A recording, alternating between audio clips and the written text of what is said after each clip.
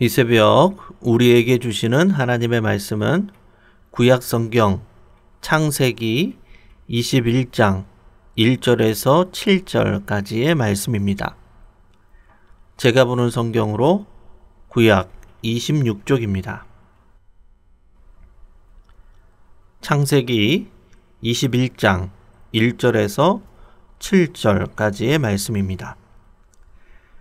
여호와께서 말씀하신 대로 사라를 돌보셨고 여호와께서 말씀하신 대로 사라에게 행하셨으므로 사라가 임신하고 하나님의 말씀하신 시기가 되어 노년에 아브라함에게 아들을 낳으니 아브라함이 그에게 태어난 아들 곧 사라가 자기에게 낳은 아들을 이름하여 이삭이라 하였고 그 아들 이삭이 난 지 8일 만에 그가 하나님의 명령하신 대로 할례를 행하였더라. 아브라함이 그의 아들 이삭이 그에게 태어날 때에 100세라. 사라가 이르되 하나님이 나를 웃게 하시니 듣는 자가 다 나와 함께 웃으리로다. 또 이르되 사라가 자식들을 젖먹이겠다고 누가 아브라함에게 말하였으리오마는 아브라함의 노경에 내가 아들을 낳았도다 하니라. 아멘. 오늘 본문 말씀을 중심으로 웃게 하시는 하나님이라는 제목으로 말씀을 나누겠습니다. 사람들은 흔히 말합니다. 웃으면 복이 와요. 그러니까 많이 웃으세요. 그러면 사람들은 이렇게 반응합니다.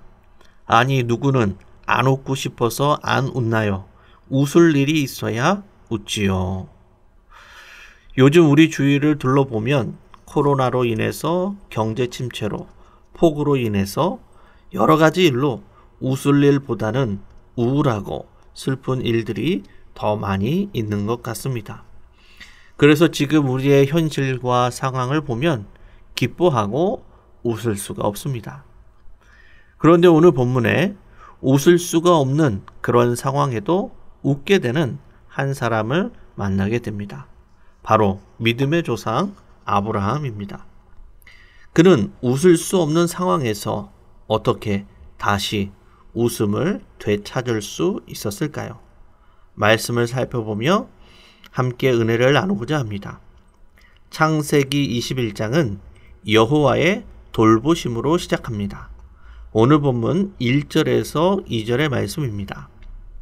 여호와께서 말씀하신 대로 사라를 돌보셨고 여호와께서 말씀하신 대로 사라에게 행하셨으므로 사라가 임신하고 하나님의 말씀하신 시기가 되어 노년의 아브라함에게 아들을 낳으니. 아멘. 하나님께서 아브라함과 사라를 돌보셨기 때문에 그들은 다시 웃을 수 있게 되었습니다. 즉 그들의 웃음의 이유와 조건은 상황과 환경에 있는 것이 아니라 하나님께 있었다라는 것입니다. 그래서 미래에 대한 소망이 없는 상황에도, 깊은 절망의 상황에도 그들은 다시 웃을 수 있었습니다. 오늘 본문인 1절에서 눈에 띄는 것은 여호와께서 말씀하신 대로라는 이 표현이 2번이나 반복되었다는 것입니다. 하나님께서 이미 약속을 이루신 것을 신실하신 분이심을 재차 강조하며 말씀하는 것입니다. 하나님은 말씀하신 것을 반드시 이루시는 분이십니다. 하나님은 신실하신 분이기에 사랑과 같이 약속을 어기시지 않습니다. 창세기 17장에서 전능하신 하나님께서 사라에게 내게 아들이 있을 것이다 라고 말씀하신 그 말씀대로 사라는 임신하여서 그 아들 이삭을 품에 안을 수 있었던 것입니다. 하나님은 환경과 상황에 따라 자신의 말씀을 바꾸시지 않으십니다. 오히려 하나님의 말씀대로 환경이, 이 자연이 모든 것이 굴복하며 순종하게 되는 것이죠. 그러므로 우리의 환경과 상황만 바라보다가 절망에 매몰되는 것이 아니라 우리의 삶의 현실과 상황과 환경까지 초월하시는 전능하신 하나님을 신뢰하며 살아가는 믿음의 성도님들이 다 되시기를 바랍니다. 오늘 본문 3절에서 5절의 말씀입니다. 아브라함이 그에게 태어난 아들 곧 사라가 자기에게 낳은 아들을 이름하여 이삭이라 하였고 그 아들 이삭이 난지 8일 만에 그가 하나님이 명령하신 대로 할례를 행하였더라. 아브라함이 그의 아들 이삭이 그에게 태어날 때에 100세라. 아멘. 아브라함은 하나님의 약속대로 태어난 아들을 말씀에 따라 이삭이라고 이름을 붙입니다. 이삭은 원어로 이츠하크라는 단어인데 말 그대로 웃음이란 뜻입니다. 사라는 창세기 18장에서 노년에 아들을 주시겠다라는 이 하나님의 말씀에 상식에서 벗어난다는 이유로 웃어 넘겼습니다.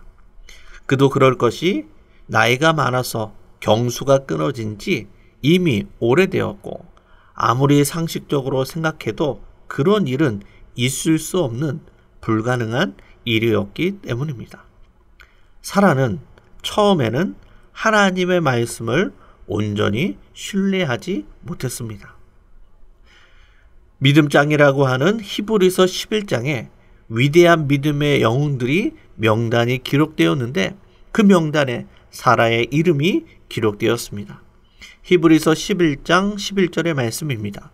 믿음으로 사라 자신도 나이가 많아 단선하였으나 잉태할 수 있는 힘을 얻었으니 이는 약속하신 일을 미쁘신 줄 알았음이라.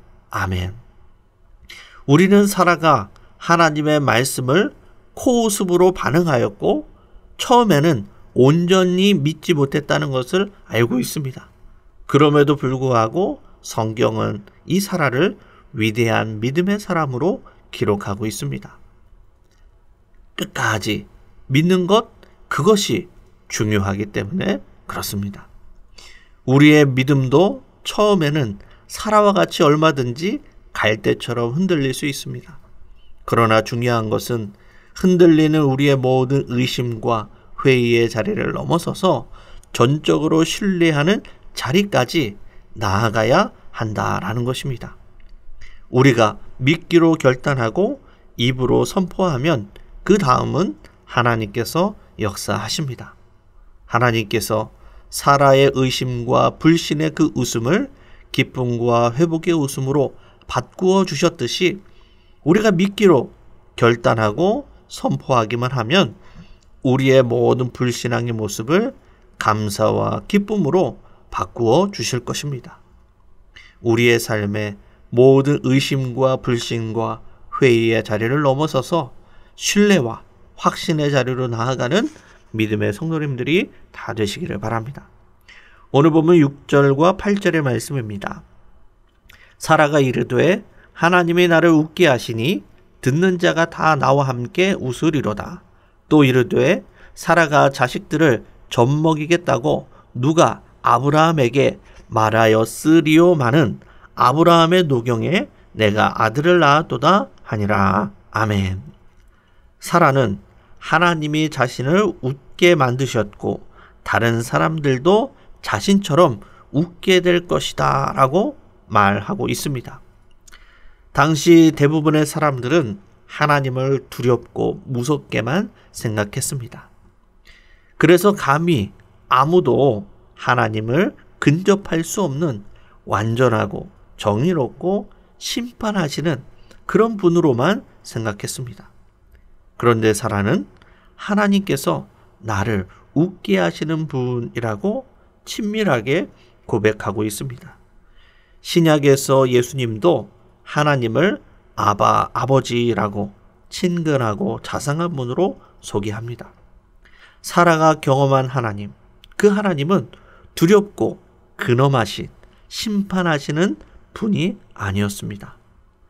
나를 돌보시고 나를 사랑하시고 나에게 기적을 베풀어 주신 나를 웃게 하신 그 하나님, 그 하나님을 바로 사라가 만나고 경험한 분이었습니다. 우리 성도님들이 경험하신 하나님은 어떤 분이십니까?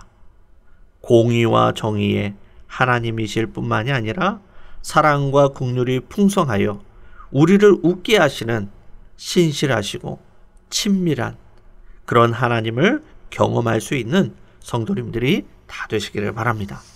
말씀을 정리하겠습니다. 심리학에서 웃음은 치유를 위한 강력한 자석이고 깊은 고통을 치료하는 가장 좋은 치료제라고 말을 합니다. 그만큼 웃음은 우리의 삶에 없어서는 안 될 삶의 활력소요 회복제라는 것이죠. 아브라함과 사라가 다시 웃을 수 있었던 이유는 무엇입니까? 그것은 하나님께서 그들을 돌보셨고 언약을 성취하셨고 그 전능하신 하나님을 경험했기 때문입니다. 아브라함과 사라는 100세에 얻은 그 아들, 그 아기 이삭을 보면서 입이 귀에 걸린 것처럼 늘 웃음꽃이 떠나지 않았을 것입니다. 우리의 삶에도 하나님의 놀라운 역사와 인도하심으로 우리의 삶에 웃음꽃을 활짝 피우며 믿음 안에 신뢰 안에 살아가는 믿음의 성도님들이 다 되시기를 주님의 이름으로 간절히 축원합니다. 기도하시겠습니다. 은혜로우신 아버지 하나님, 언제 끝날지 모르는 코로나19와 전쟁과 재난으로 인해 웃을 일이 별로 없는 세상을 우리는 살아가고 있습니다. 우리의 기쁨과 소망을 환경과 상황에 두지 않게 하시고 우리를 돌보시고 항상 선한 길로 이끄시는 하나님만을 신뢰하며 살아가게 하옵소서. 아브라함과 사라가 전능하신 하나님의 역사로 100세에 얻은 아들 이삭을 보면서 늘 웃음꽃을 피웠듯이 우리도 하나님의 놀라운 역사로 웃음꽃을 활짝 피우며 살아가게 하옵소서. 우리의 삶의 현장인 가정과 교회와 세상 가운데 하나님의 기쁨을 나누면서 살아갈 수 있는 믿음의 백성들이 다 될 수 있도록 함께하여 주시옵소서. 예수님의 이름으로 기도드리옵나이다. 아멘.